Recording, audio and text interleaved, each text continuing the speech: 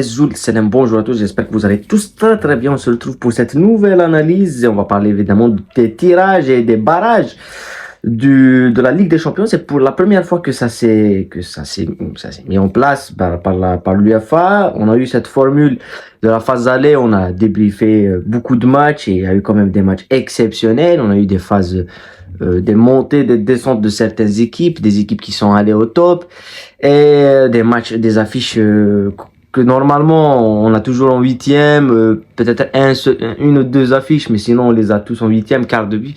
On a eu des Barça Bayern, Real Madrid Liverpool, des City PSG, Bayern PSG, voilà, des matchs. Benfica le Barça, c'était un match formidable. Alors, on a eu beaucoup d'affiches. Moi j'étais sceptique par rapport à ça, mais je me suis dit que j'ai dit ça, je pense qu'on aura beaucoup d'affiches et je pense que les meilleures équipes passeront. Et c'est ce qu'on a eu. Il n'y a pas une équipe qui est sortie des 24. Oui, à la dernière journée, City pouvait sortir, le Real, mais à la fin, non. Ils sont tous passés. Donc ça, c'est un petit peu le truc que je savais avant et que tout le monde disait que on n'aura pas une grande surprise. On aurait pu avoir la surprise du PSG ou du Real ou de City, mais non. Avec une seule victoire, ça passait. Donc on va analyser les tirages, le tirage avec les matchs. Et pour moi, il y a une seule affiche, une seule grosse affiche dans ces barrages, c'est bien sûr le Real Madrid qui affronte Manchester City,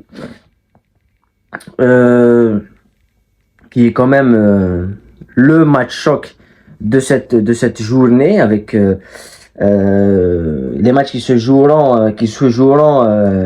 le 11 et 12 février. Les retours, ça serait le 18 et 19 février. Donc, c'est dans 15 jours.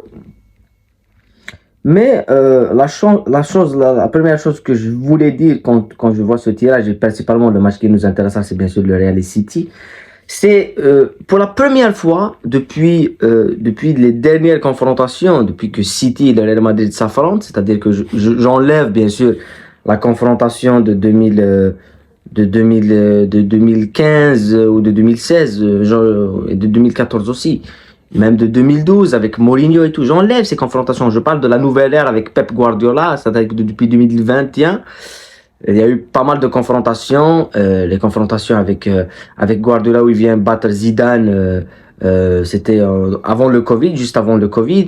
Après il y a eu l'élimination du Real, du City par le Real Madrid avec Karim Benzema. Puis l'année d'après le retour du 4-0 de City. Puis l'année d'avant c'était le Real qui élimine City au tir au but dans les demi-finales.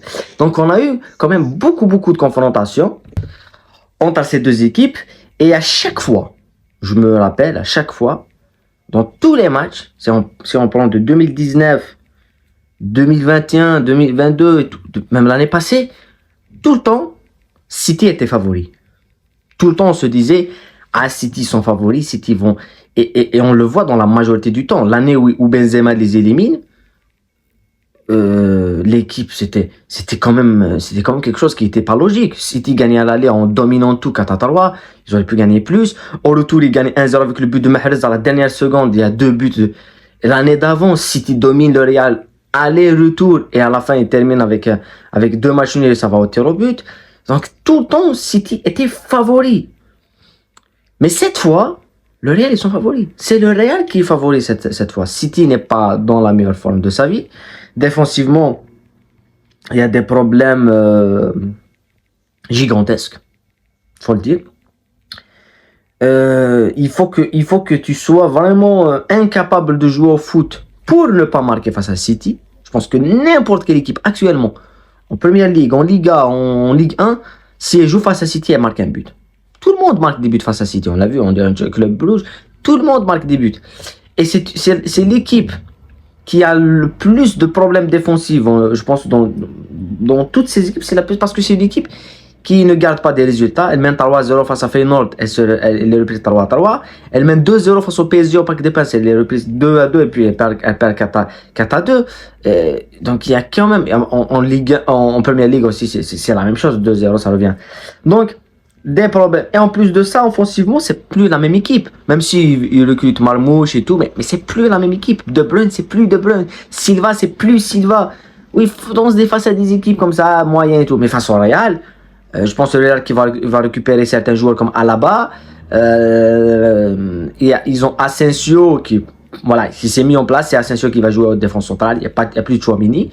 Donc ça change beaucoup de choses. Et donc le Real défensivement est meilleur. Et offensivement, le Real a des moyens avec le retour de Mbappé, très fort Mbappé, Vinicius, Bellingham, Rodrigo. Comment ça ne peut pas marquer des buts face à cette équipe de City? Moi, je mets le Real Madrid favori et je mets le Real Madrid favori dès l'aller. Je pense qu'à City, le Real Madrid peut gagner.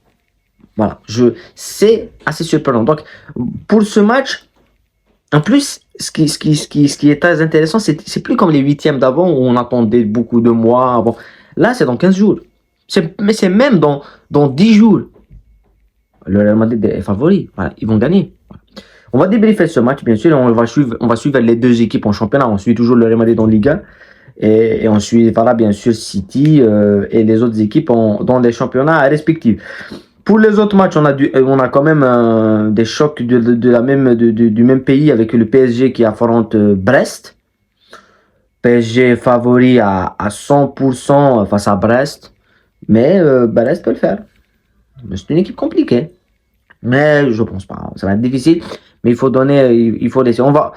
Aujourd'hui, on va seulement analyser. Mais à la veille de cette journée, bien évidemment, on fera une vidéo pronostic des deux matchs. Club Rouge Atalanta. Voilà, je vois aussi l'Atalanta passer, mais c'est un match qui n'est pas. Voilà. Monaco Benfica qui est un match déjà de la phase aller. Enfin, de la première phase de la Ligue des Champions. On a vu ces deux équipes s'affronter et Benfica gagner face à Monaco Milan face au Feyenoord, un très très bon match. Feyenoord a montré de belles choses en battant. C'est la seule équipe qui a battu. Je pense que c'est eux qui ont battu. Le Liverpool. Je pense que c'est eux ou le PSV. Je pense que c'est eux. Le PSV qui affronte la Juve. Donc deux équipes des Pays-Bas face à deux équipes italiennes. Le Celtic qui affronte le Bayern Munich. Voilà. On a un seul grand match. Et on a des matchs, mais je pense que on a quand même beaucoup de matchs pour avoir du spectacle. Et n'importe quelle équipe qui passe là, après il y aura le tirage des véritables huitièmes. Et là, on verra vraiment où ça peut aller. C'est-à-dire que est-ce que le Real sera dans la zone du Barça? Si le Real passe, on aura peut-être un classico. Ça va être quand même, c'est intéressant. Voilà. C'est tout ce que je voulais dire par rapport à ce tirage plutôt de la Ligue des Champions, des barrages de la Ligue des Champions. On attend avec impatience le Real Madrid City parce que c'est toujours un match où il y a des buts. Mais on suivra aussi PSG Brest, Benfica Monaco, la Juve, le Milan. Je trouve qu'il y a des équipes qui ont des meilleurs tirages. Comme le Bayern, Celtic, c'est pas aussi puissant que ça.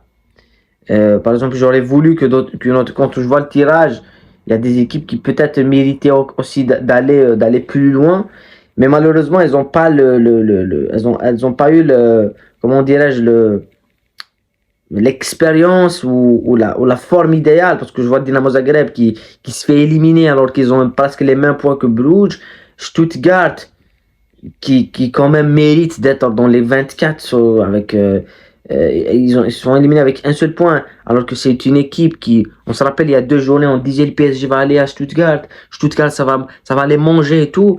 Ils ont fait un match exceptionnel face au Real Madrid.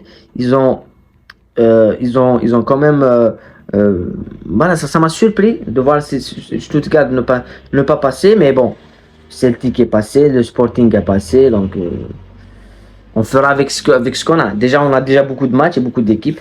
Mais voilà, ça nous laissera quand même une phase de huitième de finale extrêmement intéressante. Voilà, c'est tout ce que je voulais dire. Prenez soin de vous, la paix sur vous. On se retrouve bien sûr pour débriefer et analyser ces matchs, comme d'habitude.